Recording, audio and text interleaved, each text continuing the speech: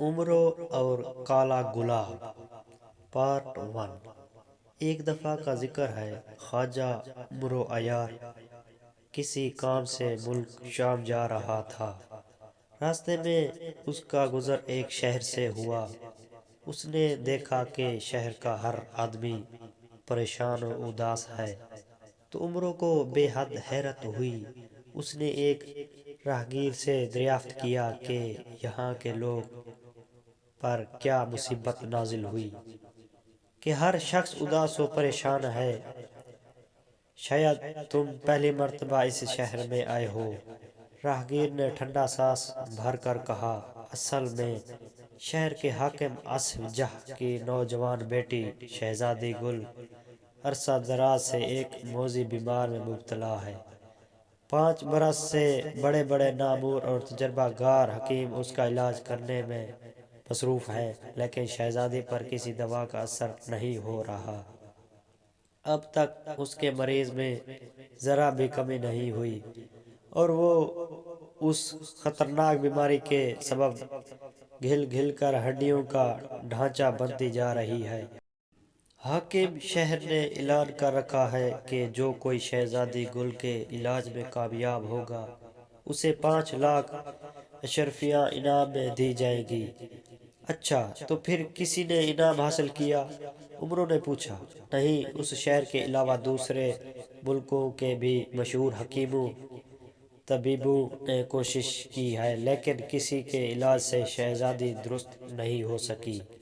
ہم لوگ اپنے حاکم کی بیٹی سے بہت محبت کرتے ہیں، اس لیے سب لوگ اس کی بیماری پر اداس و پریشان رہتے ہیں، راہگیر نے دکھی لہجے میں کہا۔ یہ سن کر عمرو کو بے حد دکھ ہوا اور اس نے دل میں فیصلہ کیا کہ وہ شہزادی گل کو تندرست کرنے کی ہر ممکن کوشش کرے گا، اور اللہ پاک نے چاہا تو اس مقصد میں ضرور کامیابی حاصل کرے گا۔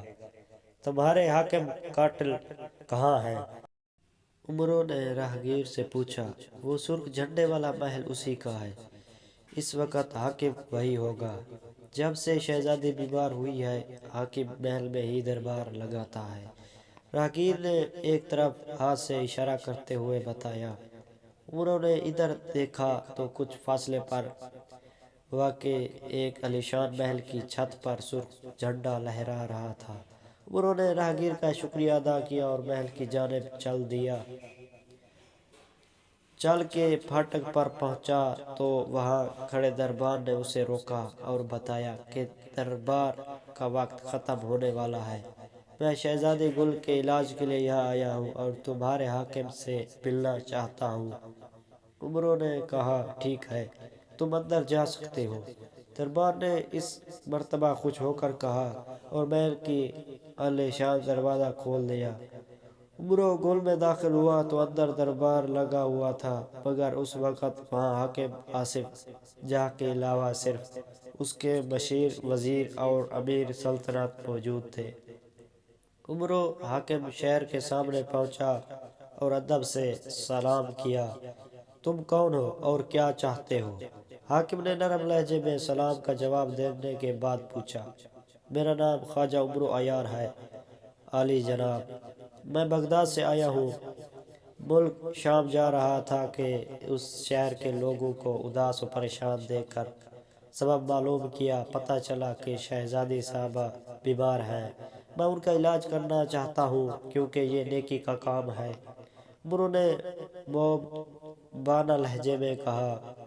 تو تمام لوگ حیران رہ گئے۔ حاکم آصف جاہ نے عمرو کی بات سن کر غور سے عمرو کی طرف دیکھا اور بولا، معاف کرنا خواجہ عمرو، تم شکل اور حلیے سے تو حکیم نہیں دکھائی دیتے۔ عالی جاہ، شکل اور حال پر مت جائیے، میں کسی انعام و اکرام کے لالچ میں یہاں نہیں آیا۔ مجھے تو آپ کی بیٹی کی بیماری کا سن کر دکھ ہوا اور میں نے ازراء ہمدردی فیصلہ کیا کہ جب تک شہزادی حضور کو درست نہ کر لوں گا واپس اپنے ملک نہیں جاؤں گا۔ کیا تم تجربہ کار حکیم ہو؟ اگلا پارٹ دیکھنے کے لیے ہمارے چینل میں وزٹ کریں۔